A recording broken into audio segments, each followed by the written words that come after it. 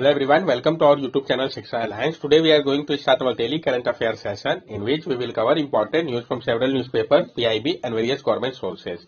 So let's begin our session. Our first topic is Brazilian researcher find terrifying plastic rocks on a remote island. जो Brazilian researcher है उन्होंने पाया है terrifying plastic rock को remote island पे, जानेंगे इसके बारे में।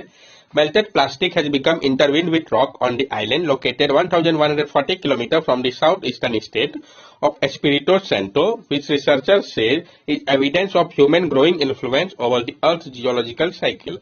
जो मेल्टेड प्लास्टिक है वो इंटरवीन हो गया रॉक के साथ, और जो आपका आइलैंड है जो कि लोकेटेड है 1140 kilometre south eastern state of Espirito Santo के पास, वहां पर रिसर्चर ने कहा है कि एविडेंस मिला है ह्यूमन ग्रोइंग इन्फ्लुएंस का अर्थ के जियोलॉजिकल साइकिल के ऊपर।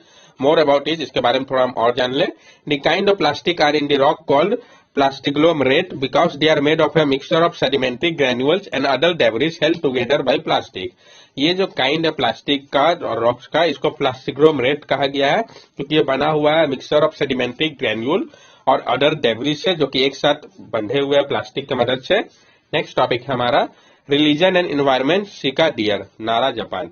तो जो रिलीजन और एनवायरमेंट का क्या इंपॉर्टेंस है, इसको लेकर हम सिका डियर के बारे में जानेंगे। A recent study in Japan found that Sika deer living near the Kasuga Taisha Shrine and Todaji Buddhist temple in the city of Nara have unique mitochondrial DNA due to a ban on their hunting for almost 1500 years, given their status in Shintoin Japan national religion. तो जो एक recent study है Japan का, उसमें पाया गया है कि जो आपका सिका डियर है जो कि रह रहे हैं नियर कसुगा ताइसा श्राइन और टोडाजी बुद्धिस्ट टेम्पल के पास सिटी में नारा के, उसका यूनिक माइटोकॉन्ड्रियल डीएनए है, क्योंकि जो बैन किया गया था उनके हंटिंग को लेकर ऑलमोस्ट 1500 ईयर से, इस कारण जो कि इसको स्टेटस देता है शिंटोइज्म जापान के नेशनल रिलीजन का। Sika deer are revered in Nara as the messenger of the Shinto god, और सिका डियर को माना जाता है नारा में कि ये मैसेंजर है शिंटो गॉड के। नेक्स्ट टॉपिक है हमारा silver jubilee celebration of Kudumbashree. तो जो सिल्वर जुबली सेलिब्रेशन किया गया कुडुम्बश्री का, इसके बारे में हम जानेंगे। पीआईबी की न्यूज इसलिए और ज्यादा इंपॉर्टेंट हो जाता है, डिटेल्स में समझने की कोशिश करेंगे। On a recent visit to the states, the President of India applauded Kerala progress in empowering women and the poor, citing the positive impact of human development in the state. एक recent visit के दौरान state के जो president of India है उन्होंने तारीफ किया है केरला के प्रोग्रेस का, जो इंपावर किया गया वुमेन को, पुअर को, और उन्होंने साइट किया जो पॉजिटिव इम्पैक्ट पड़ा है ह्यूमन डेवलपमेंट इंडिसेस के ऊपर। इनॉग्रेटेड कुडुम्बश्री एंड उन्नति, और उन्होंने इनॉग्रेट किया कुडुम्बश्री एंड उन्नति को। तो जानेंगे दोनों के बारे में हम एक एक करके। उन्नति के बारे में पहले समझते हैं। उन्नति और Kerala empowerment society seek to create opportunity for employment and self employment among the youth belonging to SC and ST community. जो उन्नति या केरला एम्पावरमेंट सोसाइटी है, ये क्रिएट कर रहा है अपॉर्चुनिटी एम्प्लॉयमेंट का और सेल्फ एम्प्लॉयमेंट का यूथ के लिए जो बिलोंग करते हो एससी एसटी कम्युनिटी को। कुडुम्बश्री, जो आपका कुडुम्बश्री है, Kudumbashree self help group was started in 1998। तो कुडुम्बश्री सेल्फ हेल्प ग्रुप है, इसको स्टार्ट किया गया था 1998 पे। It was invited as a part of people plan campaign and local self governance with women at the centre of it. इसको invited किया गया था कि ये पार्ट होगा पीपल प्लान कैंपेन का और लोकल सेल्फ गवर्नेंस का, जिसमें जो वुमेन होगी वो सेंटर होंगी। Thrift and credit activity at the grassroot level through the formation of saving group are a common feature. और जो थ्रिफ्ट और क्रेडिट एक्टिविटी होगा ग्रासरूट लेवल पे, उसमें फॉर्म किया जाएगा सेविंग ग्रुप को, जो कि कॉमन फीचर्स होगा सबके लिए। नेक्स्ट टॉपिक है हमारा ग्लोबल टेररिज्म इंडेक्स। तो हम जानेंगे ग्लोबल टेररिज्म इंडेक्स के बारे में। कोई भी अगर इंडेक्स है तो किसके द्वारा रिलीज किया जाता है, उसमें इंडिया का अगर रैंकिंग है तो क्या ये इंपॉर्टेंट हो जाता है। The 10th global terrorism index report was published by institute for economic and peace showing global trend and pattern in terrorism. जो 10वां ग्लोबल टेररिज्म इंडेक्स रिपोर्ट है जिसको पब्लिश किया गया है institute for economic and peace के द्वारा, इसमें देखा गया है ग्लोबल ट्रेंड और पैटर्न को लेकर टेररिज्म के ऊपर की फाइंडिंग क्या है ग्लोबल लेवल पे, पहले हम इसको समझते हैं। Afghanistan remain the country most impacted by the terrorism for the 4th consecutive year through violence had decline. Afghanistan जो है वो कंट्री है जहां पर सबसे ज्यादा इंपैक्ट पड़ रहा है टेररिज्म का, लगातार 4थे कंसेक्यूटिव ईयर में भी, लेकिन वायलेंस जो है वहां पर कम हुआ है। Report exclude act of state represent by the Taliban. ये जो रिपोर्ट है ये एक्सक्लूड करता है जो एक्ट जो कि स्टेट रिप्रेजेंट कर रहा है तालिबान के द्वारा। South Asia remain the region with the worst average GTI score. जो साउथ एशिया है वो रीजन है जहां जिसका सबसे ज्यादा खराब आपका average global terrorism index score है। Deadliest terrorist group in the world in 2022। जो डेडलिएस्ट टेररिस्ट ग्रुप है वर्ल्ड का 2022 के समय पे वो कौन है? तो Islamic state IS, Al Shabaab Balochistan liberation army, Jamaat Nusrat al Islam wal Muslim, ये सारे जो है डेडलिएस्ट टेररिस्ट ग्रुप है वर्ल्ड के। Climate change is helping terrorist group to raise fund, propagandise and recruit people. और जो क्लाइमेट चेंज है ये मदद कर रहा है टेररिस्ट ग्रुप को फंड रेज करने में, प्रोपेगेंडाइज करने में, रिक्रूट करने में पीपल को। अगर हम इंडिया की बात करें तो India remained at 13th while Pakistan rank 6th more terror prone. India जो है वो 13 पोजीशन में है, जबकि पाकिस्तान का रैंक 6th है, यानी पाकिस्तान में और ज्यादा टेरर प्रोन है।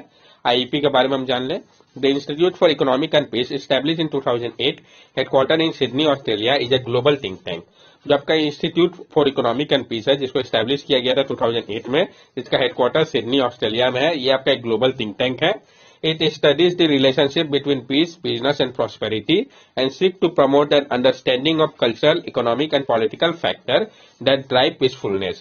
ये स्टडी करता है जो रिलेशनशिप है पीस, बिजनेस और प्रॉस्पेरिटी के बीच में, और प्रमोट करता है अंडरस्टैंडिंग को कल्चरल, इकोनॉमिक और पॉलिटिकल फैक्टर का, जो कि बढ़ावा देता है पीसफुलनेस को। नेक्स्ट टॉपिक है हमारा national institute of ocean technology to set up a green self power desalination plan in Lakshadweep. तो कहां पर सेटअप किया जाएगा, क्या सब कुछ इंपॉर्टेंट हो जाता है। तो जो national institute of ocean technology है वो सेटअप करने जा रही है green self power desalination plan को लक्षद्वीप पे। कौन सेटअप करने जा रही है, क्या सेटअप करने जा रही है और कहां सेटअप करने जा रही है, आपको पता चल गया। For the first time in the world, the Chennai-based National Institute of Ocean Technology is working at making low-temperature thermal desalination technology process free of emission। पहली बार है पूरे विश्व में कि जो Chennai based national institute of ocean technology है वो काम कर रही है low temperature thermal desalination technology process के ऊपर, जो कि फ्री ऑफ एमिशन होगा। An initiative of providing portable water in 6 island of Lakshadweep. ये एक इनिशिएटिव है प्रोवाइड करने का पोर्टेबल वाटर को, जो 6 आइलैंड आपके लक्षद्वीप पे वहां पे। करेंट सिचुएशन क्या है? Currently, the desalination plant, each of which provide at least 1 lakh liter of potable water every day, are powered by diesel generator set। अभी क्या है, जो डिसैलिनाइजेशन प्लांट है हर एक जो है जो प्रोवाइड करता है at least 1 lakh litre portable water का प्रत्येक दिन, उसको पावर किया जाता है डीजल जनरेटर सेट की मदद से। हाउ एलटीटीडी वर्क, किस तरीके से ये आपका एलटीटीडी वर्क करेगा। LTTD exploit the difference in temperature nearly 15 degrees Celsius in the ocean water at the surface at a depth of about 600 feet। जो आपका LTTD है ये एक्सप्लॉइट करेगा जो डिफरेंस है टेम्परेचर का नियरली 15 डिग्री सेल्सियस का ओशियन वाटर जो सरफेस पे है और जो डेप्थ पे है अबाउट 600 फीट का। This cold water condense water at the surface which is warmer but whose pressure has begun lower using vacuum pump. ये जो कोल्ड वाटर कंडेंस करेगा वाटर को सरफेस पे, जो कि वार्मर होगा, लेकिन जिसका प्रेशर जो होगा वो लोअर होगा वैक्यूम पंप की मदद से। Such depressurized water can evaporate even at ambient temperature, and this resulting vapor when condensed is free of salt and contaminate and fit to consume। और ये जो depressurized water होगा ये evaporate कर जाएगा ambient temperature के कारण। इसके कारण जो वेपर जब फिर से condense होगा वो फ्री होगा salt से, और ये contaminant और fit होगा कंज्यूम के लिए। National institute of ocean technology को कर रहा था, इसके बारे में भी हम जान लें। National institute of ocean technology NIOT, an institute under the aegis of Ministry of Earth Science, has worked for year on the harnessing energy from the ocean। जो आपका national institute of ocean technology है ये एक institute है जो कि ministry of earth science के अंतर्गत आता है। ये काम कर रहा है सालों से ताकि ये हार्नेस कर सके जो एनर्जी ओशियन से। नेक्स्ट टॉपिक है हमारा Swaya robotic develop first indigenous quadruple robot exoskeleton in India. किसने डेवलप किया ये इंपॉर्टेंट है। स्वया रोबोटिक ने डेवलप किया है पहला इंडाइजेनस क्वाड्रपल रोबोट एक्सोस्केलेटन को भारत में। As a part of Atmanirbhar Bharat initiative, Hyderabad based Swaya robotic has developed India's first indigenous quadruple 4-leg robot and exoskeleton for the defence sector.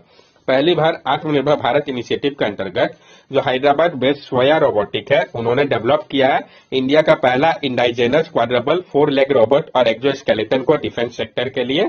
India currently import this robot from the US and Switzerland. अभी क्या presently Bharat जो है import करता है इस type के robot को US और स्विट्जरलैंड से, लेकिन पहली बार जो स्वया रोबोटिक है उसने डेवलप किया है इंडिया के लिए पहला ये रोबोट को। इस रोबोट के बारे में हम जान ले। क्वाड्रपल रोबोट और 4-leg robot which can walk और run on uneven and rough terrain. जो क्वाड्रपल रोबोट होता है वो 4-leg रोबोट होता है, ये वॉक कर सकता है, वो रन कर सकता है अनइवन और रफ टेरेन में भी। Active exoskeleton when worn by shoulder can carry such heavy load without expending much effort Even if they are carrying 25 kg, soldiers feel as if they are carrying 6 or 7 kg. Thus they are not fatigue easily. और जो active exoskeleton है, जब Warne किया जाएगा shoulder के द्वारा, जो कि कैरी करेंगे हैवी लोड को बिना एक्सपीरियंस करते हुए उतने ज्यादा एफर्ट को, अगर वो कैरी कर रहे होंगे 25 kg सपोज कीजिए, तो शोल्डर को ऐसा महसूस होगा कि वो कैरी कर रहे हैं 6 से 7 kg, इसके कारण वो जल्दी से थकेंगे नहीं। Both are dual use robot and have multiple use cases in industry and health care as well. दोनों ही डुअल यूज रोबोट है, इसका बहुत सारा यूज केस है इंडस्ट्री हेल्थ केयर दोनों में ही। नेक्स्ट टॉपिक है हमारा लैब ग्रोन डायमंड। हम जानेंगे लैब ग्रोन डायमंड के बारे में, पहले भी इस टॉपिक को कंसीडर कर रखा है हम लोगों ने। Government has abolish a 5% tax on imported diamond seed and is putting a special focus on laboratory grown diamond budget 2023-24। तो 2023-24 के बजट के दौरान गवर्नमेंट ने एबॉलिश किया है 5% टैक्स को इंपोर्टेड डायमंड के ऊपर और स्पेशल फोकस कर रहा है लैब ग्रोन डायमंड के ऊपर। मकसद क्या है इसका? To make India a major player in the lab grown diamond industry, कि भारत को एक मेजर प्लेयर बनाया जा सके लैब ग्रोन डायमंड इंडस्ट्री के लिए। जो डायमंड इंडस्ट्री भारत का, इसको हम समझते हैं। India currently contribute 15% of the world lab grown diamond. India क्या करंटली कंट्रीब्यूट कर रहा है 15% वर्ल्ड के लैब ग्रोन डायमंड पे। India is the world largest cutting and polishing centre for diamond, accounting for over 90% of polish diamond manufacturing globally. और India जो है world का लार्जेस्ट कटिंग और पॉलिश सेंटर है डायमंड के लिए, जो कि अकाउंट करता है ओवर 90% पॉलिश डायमंड मैन्युफैक्चरिंग को ग्लोबली का। India contribute 19% of the total diamond export in the world, और इंडिया कंट्रीब्यूट करता है 19% टोटल जो डायमंड एक्सपोर्ट होता है वर्ल्ड का, उसका 19% कंट्रीब्यूशन भारत का ही है। फीचर्स क्या है लैब ग्रोन डायमंड का? ये एक सस्ता अल्टरनेटिव हो सकता है। Lab grown diamond can be made for around 20% less than natural diamond. जो लैब ग्रोन डायमंड है इसको तैयार किया जा सकता है 20% लेस कॉस्ट में नेचुरल डायमंड के कंपैरिजन में। इन्वायरमेंटल फुटप्रिंट की अगर हम बात करें, लोअर देन नेचुरली ऑक्योरिंग डायमंड, तो इसका इन्वायरमेंटल फुटप्रिंट भी कम है नेचुरली ऑक्योरिंग डायमंड के कंपैरिजन पे।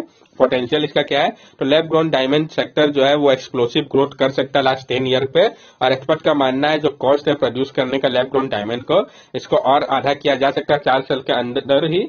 इसके अगर हम उपयोग की बात करें तो industrial purpose in machine and tool, इसका इंडस्ट्रियल पर्पस में काम आ सकता है मशीन और टूल्स पे। इलेक्ट्रॉनिक में एक हीट स्प्रेडर के तौर पे, हाई पावर लेजर डायोड के तौर पे, डिजाइनर ज्वेलरी बनाने के लिए भी इसका उपयोग हो सकता है। आप यहाँ पे देख के समझ सकते हैं कि जो लैब ग्रोन डायमंड है इसको मैन्युफैक्चर किया जाता है लेबोरेटरी पे। जैसे कि आपका पोजली नेचुरली ऑक्योरिंग डायमंड क्या वो नेचुरली मिलता है, लेकिन सेम केमिकल कंपोजिशन और अदर फिजिकल और ऑप्टिकल प्रॉपर्टी होता है। वर्ल्ड का पहला एक बार लैब ग्रोन डायमंड को क्रिएट किया गया था general electric research laboratory US के द्वारा 1954 पे। 2 प्रोसेस है इसको क्रिएट करने का। लैब क्रिएटेड डायमंड जो है वो बनते हैं रेप्लिकेट करके प्रोसेस को, जिसके कारण क्रिएशन जो है नेचुरल डायमंड के जैसा ही लगता है। एक तो है आपका हाई प्रेशर हाई टेम्परेचर के माध्यम से, दूसरा आपका केमिकल वेपर डिपोजिशन के माध्यम से। तो दोनों में अंतर क्या है? हाई प्रेशर हाई टेम्परेचर पे प्योर ग्राफाइट कार्बन होता है, temperature 1500 degree Celsius, extreme high pressure की आवश्यकता होती है। जबकि केमिकल वेपर में क्या है? टेम्परेचर 800 ही होता है। शीट जो है इनसाइड एक सील चैम्बर में फिल किया जाता है कार्बन रिच गैस को, और जो गैस है वो स्टिक करता है शीट से, ग्रेजुअली बिल्ड करता है इस डायमंड को। नेक्स्ट टॉपिक है हमारा Namdapha national park and tiger reserve. तो जो नामदफा नेशनल पार्क और टाइगर रिजर्व है इसके बारे में हम जानेंगे, और ये कहाँ लोकेटेड है, मैप में भी क्वेश्चन पूछा जा सकता है, तो ये आपको दिख रहा है यहाँ पे।